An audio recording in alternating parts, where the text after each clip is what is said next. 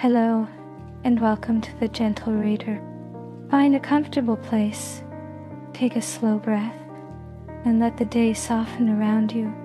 Today I'll be reading the tale of Peter Rabbit by Beatrix Potter, a beloved classic first published in 1902. Tao. This is a quiet story of curiosity, mischief, and the small adventures that shape growing up. Settle in, relax, and let the words carry you into the garden paths and hedgerows of this timeless tale. Once upon a time, there were 4 little rabbits, and their names were Flopsy, Mopsy, Cottontail, and Peter. They lived with their mother in a sandbank, underneath the root of a very big fir tree.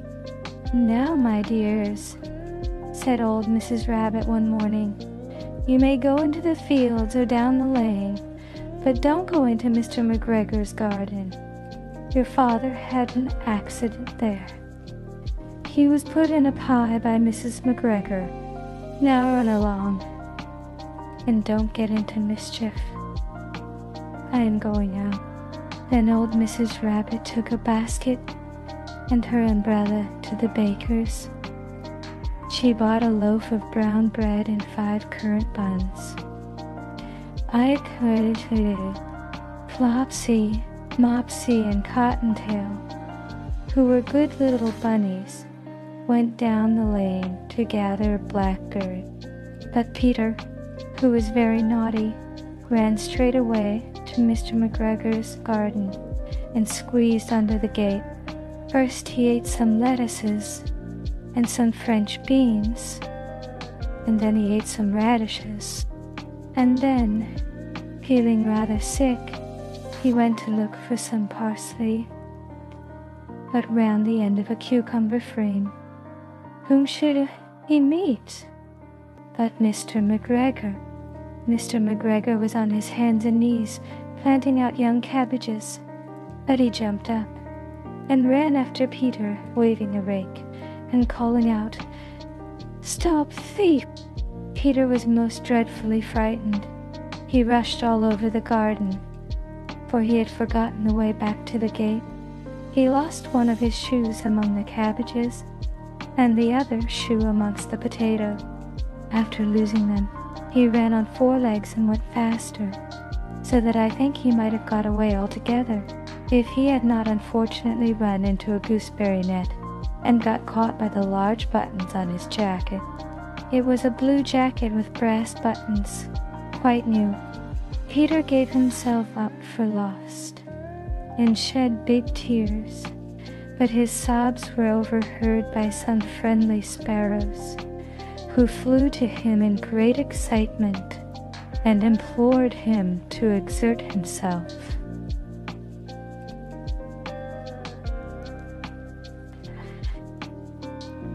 Mr. McGregor came up with a sieve, which he intended to pop upon the top of Peter.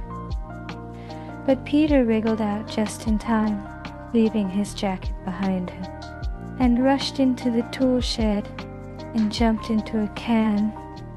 It would have been a beautiful thing to hide in, if it had not had so much water in it.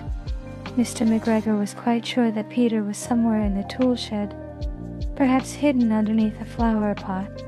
He began to turn them over carefully, looking under each. Presently, Peter sneezed. Curtiscrew.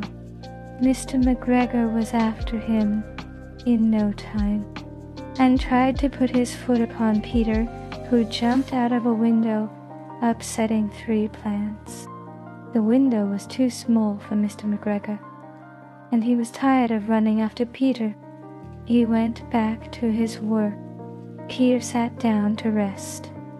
He was out of breath and trembling with fright, and he had not the least idea which way to go. Also, he was very damp with sitting in that can. After a time he began to wander about, going lippity, lippity, not very fast, and looking all around. He found a door in a wall, but it was locked, and there was no room for a fat little rabbit to squeeze underneath. An old mouse was running in and out over the stone doorstep, carrying peas and beans to her family in the wood.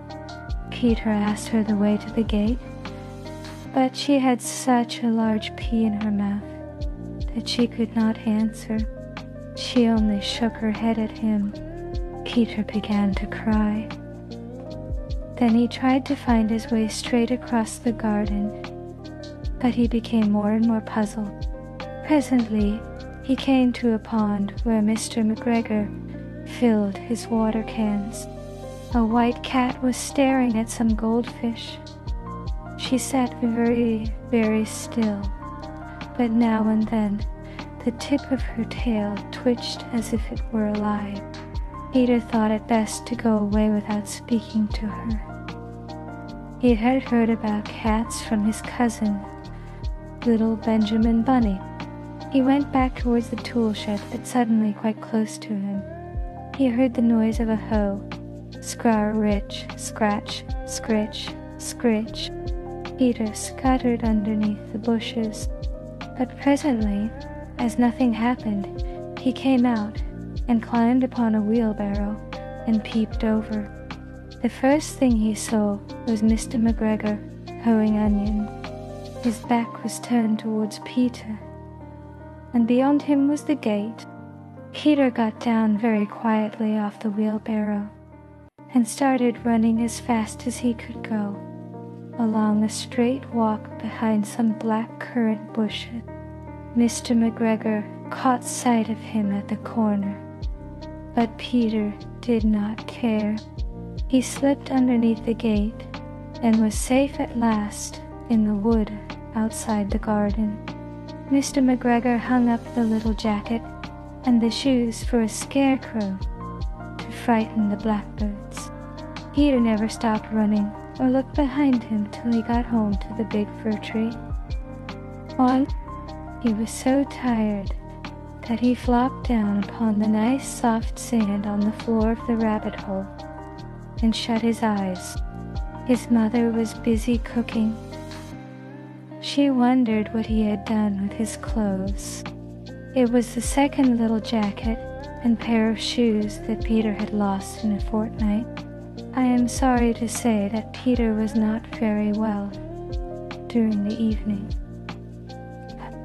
His mother put him to bed and made some chamomile tea, and she gave a dose of it to Peter, 1 tablespoonful to be taken at bedtime.